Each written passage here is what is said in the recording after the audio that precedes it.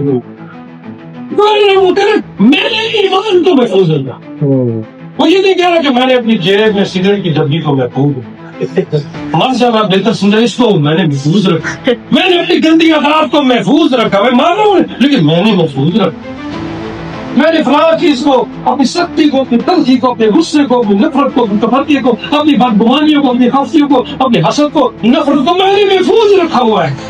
نہیں، پالوس کہہ رہے ہیں لوگوں نے مجھے مارا، فوجیوں نے مجھے مارا، دھوکے دیے، اپنوں سے بھی کہتے مجھے دھوکے ملے، پیاروں سے دھوکے ملے ہیں، لیکن میں نے ایمان کو محفوظ رکھا. میں مشکل میں رہا، میں نے کوڑے کھائے، میں نے گیس سہی، لیکن میں نے ایک چیز کو محفوظ رکھا. اور وہ کیا چیز تھی جی؟